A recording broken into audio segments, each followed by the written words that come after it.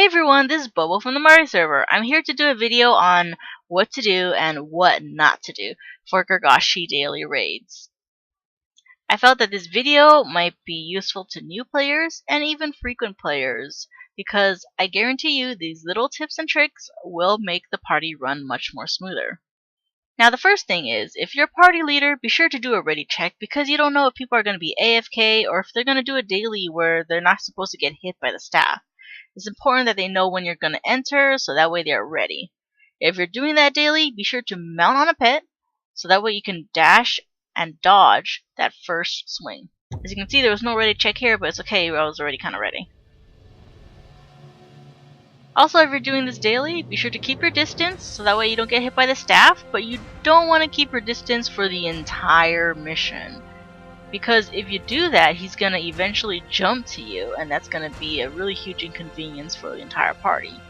So to avoid that, you're going to want to run back in, as so, when he starts to jump, so that way he'll jump to where you are and everyone can get their combos in. And then once that's done, you can just kind of, run away and keep your distance again. And everyone's happy. Another thing I want to emphasize in raids is to always stay together. It makes the shielders easier to shield, it makes the healers easier to heal. Because if you're far away and scattered, he's gonna jump to you as so. And you're gonna have to make the entire party run to you. Which is, kind of annoying. The only time you don't want to stay together is if he starts doing skills like Contagion. This skill you want to stay far apart because as the circles start to overlap each other again, people are going to get poisoned over and over again, so you want to stay apart for this part. You also want to de-summon your pets as he's getting bladed because people are doing support shot, and if your pet hits the Gurg while people are blading, it's going to cancel support shot and people are going to get mad at you. And then once all that blading is done, you can summon your pets again. Because pets are actually kind of useful in raids. If people stay together, they can just summon their pets as so and then get healed. Also, an important thing to have in a Gurg raid is a pair of guns. You'll need it for several situations. The first thing is, if you have a pair of guns, it will help with containment. You will need to free your party members when they get contained because if you don't, they're going to just keep getting wounded over time. And it's going to become an inconvenience to the party later on. So yes, do bring a pair of guns to free your party members.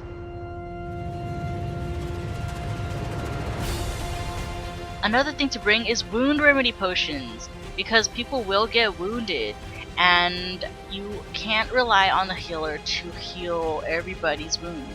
So always bring wound remedy potions for Gurg raids. Also, if he starts to do this soul attack, run far away. You don't want to be close to him during this part. Discord your soul, and then that way it'll slow your soul down from running into the Girgashiy. Then if you have a party member that knows what he or she is doing, let them help you get your soul stuck. After you slow down your soul or constantly keep hitting it to distract it from going back to the Gurg. After that, heal up your party members so you can get ready for the next step.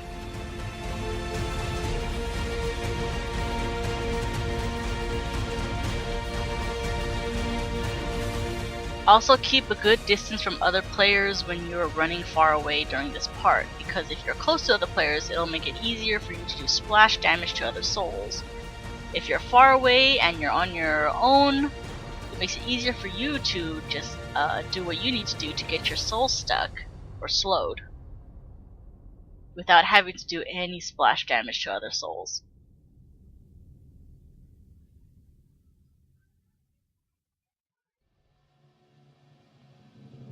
And then once you're done, the next reason why we have guns in raids is to shoot that Gurg when he's doing the soul.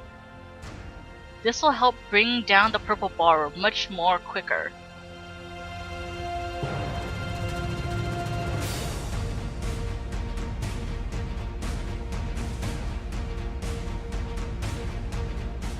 Be sure to also be careful where you aim, because it may be difficult to target the actual Gurg. You might accidentally shoot someone else's stuck soul, so you don't want to do that. You want to aim for the Gurg. You want to make sure you're choosing the right enemy.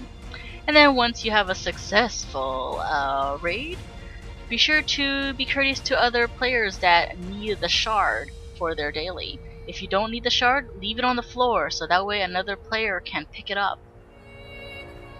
And if they can, they will get the daily done for their quest. And that, my friends, is my tips and tricks for Girgashiy daily raids. Hopefully it was helpful for you guys. Please feel free to leave any comments below if you have any other suggestions as well.